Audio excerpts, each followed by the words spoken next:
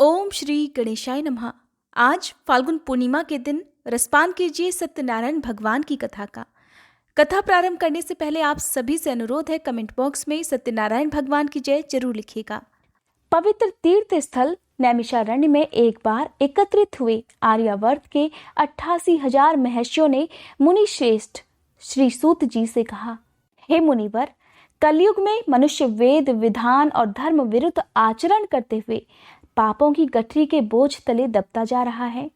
इसलिए हे मुनिवर, मनुष्य के कल्याण के लिए कृपा कर कोई ऐसा उपाय बताइए जिससे मनुष्य को पुण्य लाभ हो और उसके जीवन की मंगल कामनाएं पूरी हो सकें। तब श्री सूत जी महाराज कहने लगे, हे ऋषियों, आपने विश्व कल्याण के लिए बहुत ही अच्छा प्रश्न किया है। अब मैं उस मंगलकारी व्रत का वर्णन करूंगा जिसके संबंध में एक बार नारद जी ने भी भगवान लक्ष्मी नारायण से पूछा था, और उन्होंने नारद जी से जो कथा कही थी उसे अब आप सब भी चिंता मुक्त होकर सुनिए। नारद जी मानव के कल्याण की इच्छा से विभिन्न लोकों का भ्रमण करते हुए पृथ्वीलोक में जा पहुंचे। पृथ्वीलोक में अपने अपने कर्मों के अनुसार लोगों को दुखों से पीड़ित देखकर नारद जी बड़े परेशान हुए और मन में विचार करने लगे कि इन प्राणियों के दुख का निवारण कैसे होगा। जब वह कोई उपाय ना सोच सके, तब तीनों लोकों के स्वामी भगवान श्री हरि विष्णु के सामने उपस्थित हो गए।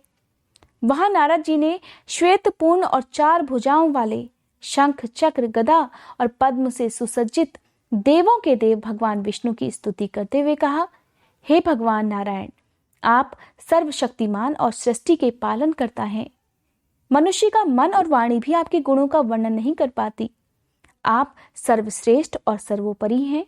आपका कोई आदि मध्य और अंत नहीं है। मैं आपको नमस्कार करता हूं।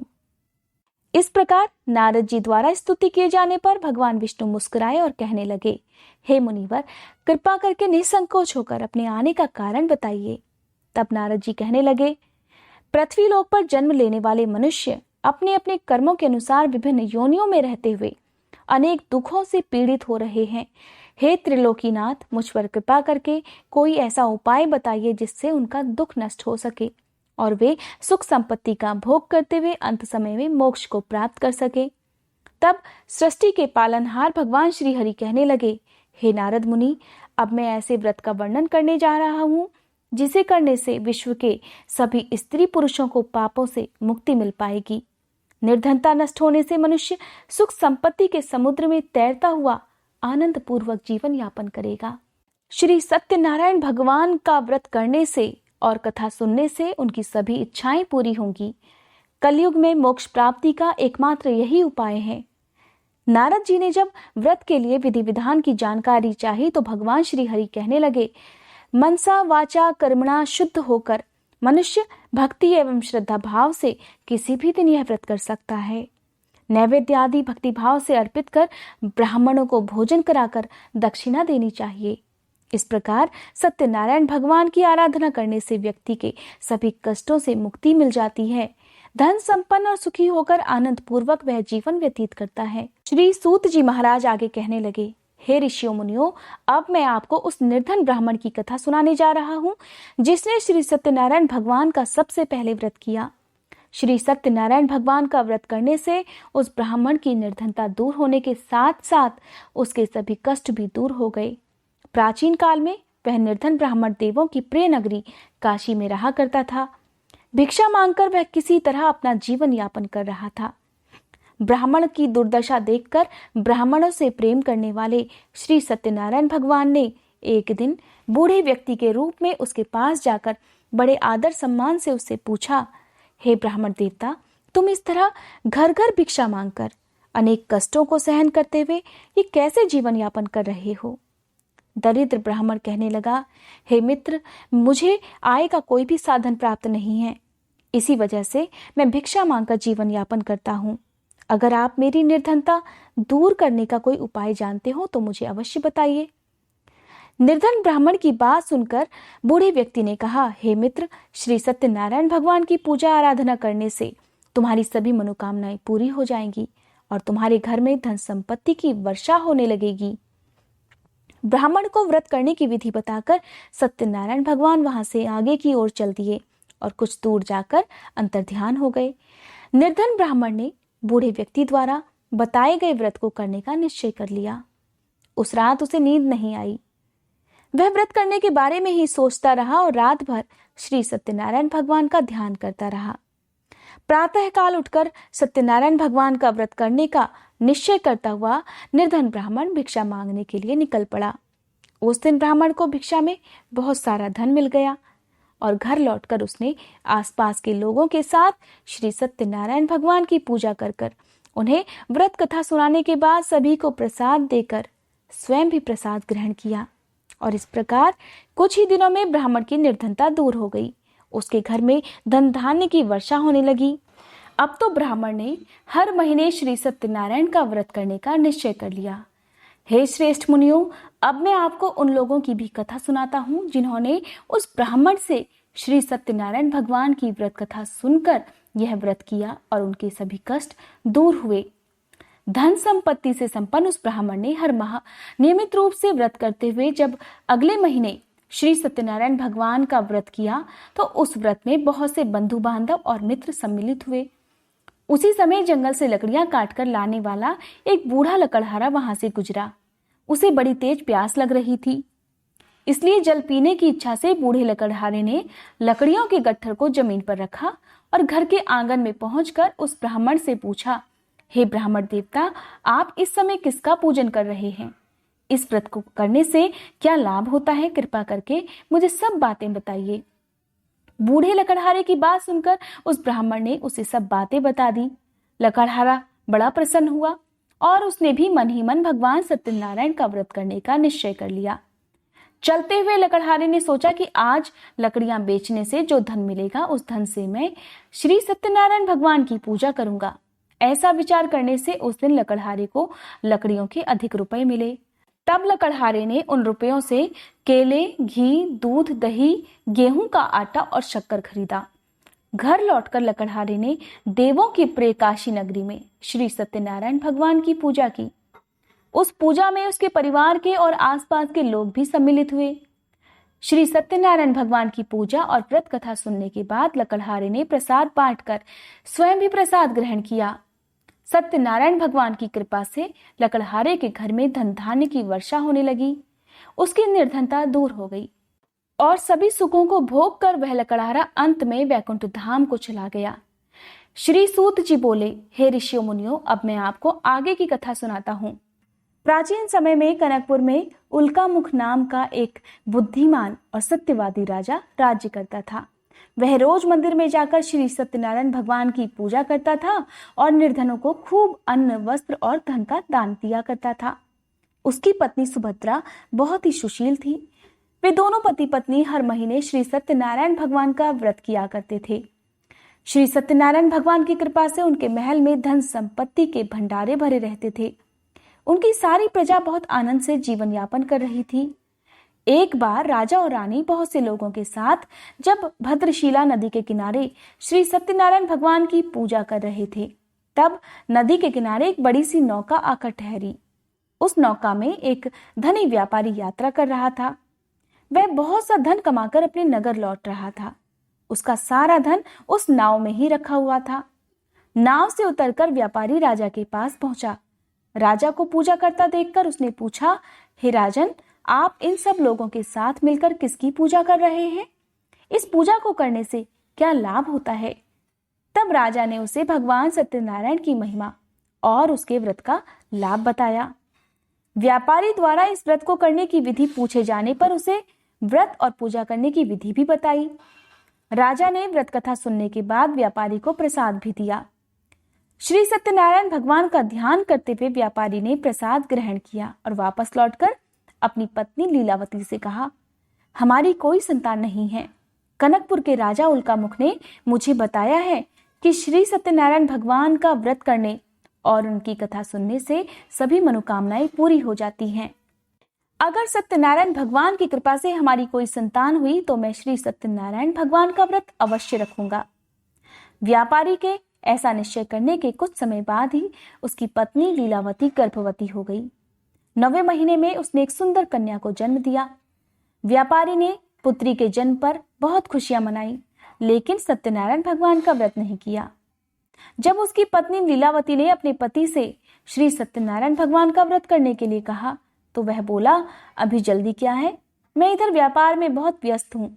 जब हमारी बेटी बड़ी हो जाएगी और इसका विवाह करूंगा तब मैं अवश्य ही भगवान सत्यनारायण का व्रत करूंगा। पति के वचन सुनकर लीलावती चुप हो गई। इधर व्यापारी की कन्या कलावती शुक्ल पक्ष के चंद्रमा की तरह तेजी से बड़ी होने लगी। इस प्रकार 16 वर्ष बीत गए। एक दिन व्यापार में बहुत सा धन कमाकर घर लौटे व्यापारी ने जब अपनी बेटी को सहेलियों के साथ घूमते देखा तो उसे उसके विवाह की चिंता होने लगी। व्यापारी ने कलावती के लिए सुयोग्य वर ढूंढने के लिए अपने सेवकों को दूर दूर के नगरों में भेज दिया। व्यापारी के सेवक कंचनपुर नाम के एक नगर में जा पहुंचे। उस नगर में उन्होंने एक वणिक पुत्र को देखा। वणिक का बेटा सुंदर और गुणवान था। सेवकों ने वापस लौटकर व्यापारी को उस वणिक के बेटे के बारे में बताया। व्यापारी उस सुंदर लड़के को देखकर बहुत प्रसन्न हुआ और कलावती का विवाह धूमधाम से उसके साथ कर दिया। दहेज में उसने वणिक पुत्र को बहुत सारा धन भी दिया। कलावती का विवाह भी हो गया, लेकिन व्यापारी ने श्री सत्यनारायण भगवान का व्रत नहीं किया। तब लीलावती ने फिर से अपने पति से कहा, हे नाथ, आपने कलावती के विवाह पर श्री सत्यनारायण भगवान का व्रत करने का निश्चय किया था, अब तो आपको व्रत कर लेना चाहिए। पत्नी की बात सुनकर व्यापारी कहने लगा, अभी तो मैं अपने दामाद के साथ व्यापार करने के लिए जा रहा हूँ। व्यापार से लौटने पर श्री सत्यनारायण भगवान का व्रत और पूजा अवश्य करूंगा। ऐसा कहकर व्यापारी ने कई नावों में अपना सामान भरा और अपने दामाद और सेवकों के साथ व्यापार करने के लिए निकल पड़ा। व्यापारी द्वारा बार बार व्रत का निश्चय करने और फिर व्रत न करने से सत्यनारायण भगवान क्रोधित हो गए और व्यापारी को दंड देने का निश्चय कर लिया। व्यापारी अपने दामाद के साथ रत्नसारपुर में पहुंचकर व्यापार करने लगा। एक दिन कुछ चोर महल में चोरी कर भाग रहे थे। सैनिक उनका पीछा कर रहे थे। भागते हुए चोरों ने सैनिकों से बचने के लिए चोरी का सारा धन व्यापारी की नावों में छुपा दिया। खाली हाथ चोर आराम से भाग गए। चोरों का पीछा करते हुए सैनिक व्यापारी के पास पहुंचे। उन्होंने व्यापारी की नावों की तलाशी ली तो उन्हें राजा का चोरी किया गया सारा धन भी मिल गया। तब सैनिक व्यापारी और उसके दामाद को बंदी बनाकर राजा के पास ले गए। राजा ने उन दोनों को कारागार में डलवा दिया और उनका सारा धन भी ले लिया। श्री सत्यनारायण भगवान के प्रकोप से उधर लीलावती पर भी मुसीबतों का पहाड़ टूट पड़ा। उसके घर में चोरी हो गई और घर में खाने के लिए भी अनाज नहीं बचा। भूख प्यास से व्याकुल होकर व्यापारी की बेटी कलावती एक ब्राह्मण के घर गई। उस ब्राह्मण के घर में श्री सत्यनारायण भगवान की पूजा हो रही थी। तब उसने भी वहां बैठकर कथा सुनी और प्रसाद लिया। घर लौटकर कलावती ने सारी बात अपनी मां लीलावती को बताई। तब लीलावती ने सत्यनारायण भगवान का व्रत करने का निश्चय कर लिया। अगले ही दिन लीलावती ने अपने परिवार और आसपास के लोगों के साथ मिलकर श्री सत्यनारायण भगवान की पूजा की। पूजा करने के बाद सबको प्रसाद बांटकर स्वयं भी प्रसाद ग्रहण किया। लीलावती ने अपने पति और दामाद के घर लौटाने की मनोकामना से श्री सत्यनारायण भगवान का व्रत किया था। लीलावती के विधि पूर्वक व्रत करने और प्रसाद ग्रहण करने से श्री सत्यनारायण भगवान ने प्रसन्न होकर उनकी मनोकामना पूरी कर दी। उन्होंने राजा चंद्रकेतु को सपने में दर्शन देकर कहा, हे राजन, व्यापारी और उसका दामाद बिल्कुल निर्दोष हैं। सुबह उठते ही उन दोनों को आजाद कर दो। उन दोनों का सारा धन भी वापस लौटा देना। अगर तुमने ऐसा नहीं किया तो मैं तुम्हारा सारा वैभव नष्ट कर दूंगा। ऐसा कहकर श्री सत्यनारायण भगवान अंतर्ध्यान हो गए। प्रातःकाल उठते ही राजा चंद्रकेतु ने अपने मंत्रियों और राज्य ज्योतिषियों को रात के सपने की बात बताई और सबने व्यापारी और उसके दामाद को छोड़ देने के लिए कहा। तब राजा चंद्रकेतु ने तुरंत उस व्यापारी और उसके दामाद को छोड़ दिया और उनका सारा धन भी वापस कर दिया। इस प्रकार श्री सत्यनारायण भगवान की कृपा से व्यापारी और उसका दामाद दोनों खुशी खुशी अपने नगर की ओर चल दिए। तब श्री सूत जी महाराज आगे कहने लगे, उस व्यापारी ने अपने दामाद के साथ शुभ मुहूर्त में नावों द्वारा रत्नसारपुर से प्रस्थान किया।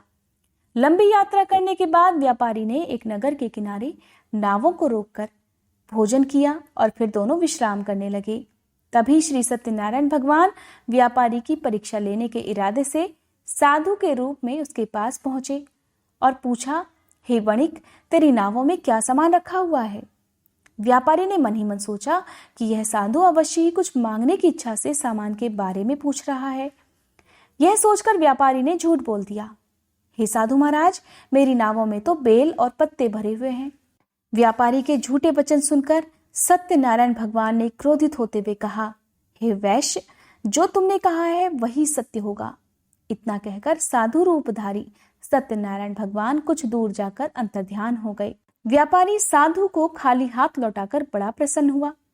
लेकिन जब व्यापारी ने अपनी नावों में धन की जगह बेल और पत्ते भरे हुए देखे तो वह जोर जोर से रोने लगा। मन ही मन अपने झूठ बोलने पर पश्चाताप भी करने लगा। रोते रोते व्यापारी बेहोश हो गया। कुछ देर बाद जब उसे होश आया तो वह फिर विलाप करने लगा।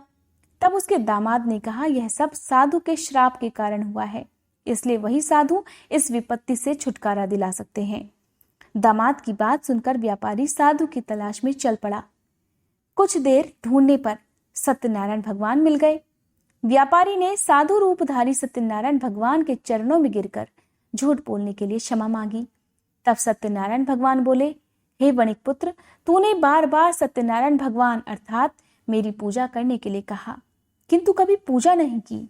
तब व्यापारी ने हाथ जोड़कर कहा, हे भगवान, आप तो दीन दुखियों के कष्ट दूर करने वाले हैं, सभी की मनोकामनाएं पूरी करते हैं। मेरी इस गलती को क्षमा कर दीजिए। मैं सदा आपका व्रत और पूजा किया करूंगा, आप मुझ पर कृपा कीजिए। व्यापारी की क्षमा याचना सुनकर साधु महाराज ने उसे क्षमा कर दिया। उसी समय व्यापारी की नावों में भरे हुए बेल पत्ते धन धान्य में परिवर्तित हो गए। व्यापारी ने अपने सेवकों के साथ अगले दिन श्री सत्यनारायण का व्रत करके उनकी पूजा की। सबको प्रसाद बांटकर स्वयं भी प्रसाद ग्रहण किया। उसके बाद व्यापारी ने अपने नगर की ओर प्रस्थान किया। अपने नगर में पहुंचकर व्यापारी ने एक सेवक को अपने घर भेजा। सेवक ने उसके घर पहुंचकर उसकी पत्नी लीलावती को उनके आने की सूचना दी। उस समय लीलावती और कलावती दोनों श्री सत्यनारायण भगवान की पूजा कर रही थी। पति और दामाद के लौट आने का समाचार सुनकर लीलावती ने पूजा करके प्रसाद ग्रहण किया और कलावती से कहा कि बेटा, मैं नदी के किनारे जा रही हूँ, तू घर का काम पूरा करके आ जाना। यह कहकर लीलावती नदी की ओर चल पड़ी। परंतु कलावती पति से मिलने की खुशी में प्रसाद ग्रहण किए बिना ही घर से निकलकर नदी किनारे जा पहुंची। उसके प्रसाद ग्रहण न करने के कारण सत्यनारायण भगवान क्रोधित हो उठे। उन्होंने व्यापारी की नावों को नदी में डुबा दिया। अपने पति को वहां पर ना देखकर कलावती जोर जोर से रोने लगी। तब व्यापारी ने कहा, यह पुत्री, अवश्य ही तुझसे कोई भूल हुई है। उसी भूल के कारण श्री सत्यनारायण भगवान ने तुझे यह दंड दिया है। तब व्यापारी ने सत्यनारायण भगवान से प्रार्थना की, हे भगवान, मेरे परिवार के किसी स्त्री पुरुष से अगर कोई भूल हुई हो तो उसे अवश्य क्षमा कर देना। तभी आकाशवाणी हुई, हे वणिक पुत्र, तेरी कन्या मेरा प्रसाद ग्रहण किए बिना ही चली आई। अगर अब घर पहुंचकर तेरी कन्या प्रसाद ग्रहण करके वापस आ जाए तो उसे पति के दर्शन हो पाएंगे और डूबी हुई नावें भी ऊपर आ जाएंगी। तब कलावती ने ठीक वैसा ही किया। उसके प्रसाद ग्रहण करने और वापस लौटने पर नावें जल के ऊपर आ गईं और दामाद भी सुरक्षित नदी से बाहर निकल आया। घर लौटकर व्यापारी ने अपने परिवार और बंधु बांधवों के साथ मिलकर विधि विधान से श्री सत्यनारायण भगवान की पूजा की। उनकी सभी मनोकामनाएं पूरी हुई और वह आनंद पूर्वक जीवन यापन करते हुए अंत में विष्णु लोक को चले गए। श्री सूत जी कहने लगे, हे ऋषियों मुनियों, मैं और भी एक कथा सुनाता हूँ। कौशलपुर में एक राजा था, तुंगध्वज। उसकी प्रजा उसकी छत्र छाया में बड़े आनंद से रहती थी। राजा तुंगध्वज अपनी प्रजा के सुख दुख का बहुत ही ध्यान रखता था, लेकिन एक बार उसने भी सत्यनारायण भगवान का प्रसाद ग्रहण नहीं किया। तब सभी को चिंताओं से मुक्त करके धन संपत्ति से भंडार भरकर प्राणियों को जीवन के सभी सुख देने वाले श्री सत्यनारायण भगवान ने राजा को प्रसाद ग्रहण न करने का एक दंड दिया। एक दिन राजा तुंगध्वज जंगल में हिंसक पशुओं का शिकार करने निकला हुआ था। तेजी से घोड़ा दौड़ाकर शिकार का पीछा करते हुए वह अपने सैनिकों से अलग हो गया और देर तक हिंसक जानवरों का शिकार करता रहा। इसलिए कुछ देर आराम करने की इच्छा से वह एक बड़े वृक्ष के नीचे जाकर बैठ गया। पास में ही कुछ चरवाहे श्री सत्यनारायण भगवान की पूजा कर रहे थे। राजा ने उनके पास से गुजरते हुए श्री सत्यनारायण भगवान को नमस्कार नहीं किया। चरवाहों ने राजा को पूजा के बाद प्रसाद दिया तो राजा ने उन्हें छोटे लोग समझकर प्रसाद भी ग्रहण नहीं किया और घोड़े पर सवार होकर अपने नगर की ओर चल दिया। राजा जब अपने नगर में पहुंचा तो देखा कि उसका सारा वैभव और धन संपत्ति आदि नष्ट हो गया है। श्री सत्यनारायण भगवान के प्रकोप से राजा निर्धन हो गया था। तब राज ज्योतिषी ने राजा से कहा, हे महाराज, आपसे अवश्य ही कोई भूल हुई है। अगर आप उस भूल का प्रायश्चित कर लें तो सब कुछ पहले जैसा हो जाएगा। राजा को तुरंत अपनी भूल का स्मरण हो आया। अतः मंदिर में जाकर राजा ने श्री सत्यनारायण भगवान से क्षमा मांगी और उनकी पूजा की। पूजा के बाद प्रसाद ग्रहण करने से श्री सत्यनारायण भगवान की कृपा से चमत्कार हो गया। राजा का खोया हुआ वैभव पुनः लौट आया। श्री सत्यनारायण भगवान की कृपा से जीवन के सभी सुखों को भोग कर अंत में राजा तुंगध्वज वैकुंठ धाम को गया और मोक्ष को प्राप्त किया। श्री सत्यनारायण भगवान के व्रत पूजन को जो भी मनुष्य करता है उसके सभी दुख, सभी चिंताएं नष्ट हो जाती हैं। उनके घर में धन धान्य के भंडारे भरे रहते हैं। निसंतानों को संतान की प्राप्ति होती है और सभी मनोकामनाओं को प्राप्त कर अंत में मोक्ष को प्राप्त कर सीधे वैकुंठ धाम को जाता है। श्री सूत जी महाराज आगे कहने लगे, हे श्रेष्ठ मुनियों, श्री सत्यनारायण भगवान के व्रत को पूर्व जन्म में जिन लोगों ने किया है उन्हें दूसरे जन्म में सभी तरह से सुख प्राप्त हुए। वृद्ध शतानंद ब्राह्मण ने पूर्व जन्म में सत्यनारायण भगवान का विधि पूर्वक व्रत किया तो दूसरे जन्म में सुदामा के रूप में भगवान की पूजा करते हुए अंत में मोक्ष को प्राप्त हुए। उल्कामुख नाम के राजा ने अगले जन्म में राजा दशरथ के रूप में मोक्ष को प्राप्त किया।